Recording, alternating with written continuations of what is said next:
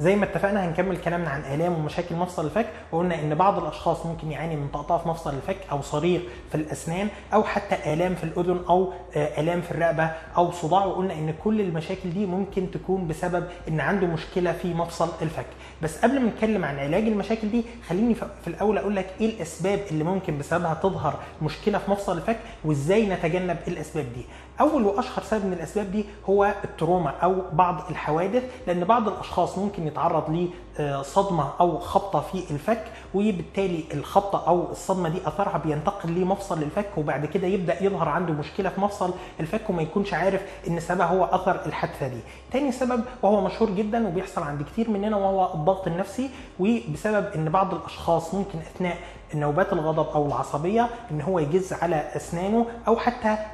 يجز على اسنانه اثناء النوم، وبالتالي ده بيوصل بيه ان عضلات الفكين تكون مشدوده طول الوقت، ويؤدي بنا الى وجود صرير في الاسنان اللي بيأثر بشكل كبير على مفصل الفك. اما ثالث سبب وهو بعض العادات الغلط او الخاطئه، زي الاشخاص اللي بيكون مش جالس جلسه صحيحه لفتره طويله، او اللي بيمسك الموبايل لفتره طويله، ووضع الرقبه او الظهر مش بالشكل السليم. كل دي ممكن بشكل غير مباشر تاثر على مفصل الفك. او الشخص اللي بيستخدم اسنانه الاماميه زي ان هو يمسك مسامير او دبابيس على مدار فتره عمله، ممكن ده ياثر على اسنانه الاماميه، بس المشكله الاكبر ان هو ممكن ياثر بشكل غير مباشر على مفصل الفك، خصوصا ان هو ممكن يكون ناسي ان هو ضغط على شيء صلب في الاسنان الاماميه. برضو لازم الطبيب اثناء الكشف على الشخص اللي بيعاني من مشكله في مفصل الفك ان هو يساله عن كل التفاصيل وامتى ظهر عنده بالظبط مشكله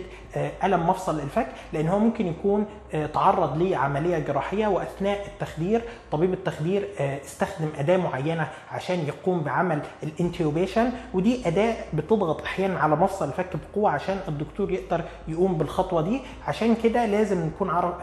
نعرف اذا كان مر باي عمليه جراحيه او حتى مر بعمل خلع الضرس عقل مدفون، لان ممكن احيانا ضرس العقل لو حالته صعبه ويعني داخل جوه العظم بشكل كبير، الطبيب الاسنان اثناء خلع ضرس العقل ممكن يضطر ان هو يشيل عظم من حوالين الضرس، او يضطر ان هو بشكل او باخر يضغط على الفك عشان يقدر يطلع الضرس. كل دي حاجات ممكن تاثر على مفصل الفك، ولازم الشخص يقولها للطبيب ويحكي له كل التفاصيل ويحكي له امتى بالظبط بدا يظهر عنده المشكله دي. اما اخر سبب وده احنا سبق اتكلمنا عنه، وهو عدم اطباق الاسنان على بعضها اثناء العض، وده بيحصل يا اما بسبب اعوجاج الاسنان، وده بنصححه عن طريق التقويم عشان نرجع العضه والاطباق لوضعه السليم، او حتى بعض الاشخاص اللي خلع ضرس خلفي او اكثر من ضرس وقعد فتره طويله من غير ما يقوم بتعويض الضرس ده، فالمشكله بتظهر عنده ان الاسنان او الضروس بتبدا تتحرك ناحيه الجزء المخلوع، وبالتالي بيحصل عنده امبالانس، بتبقى في عدم توازن في العضه، وده بنسميه امبالانسد اوكلوجن، فده بيأثر بشكل او باخر على مستوى العضه عنده، وبيأثر بصوره غير مباشره على مفصل الفك على المدى الطويل. وبكده اكون استعرضت معاك اهم الاسباب اللي ممكن نتجنبها عشان نحافظ على سلامه مفصل الفك.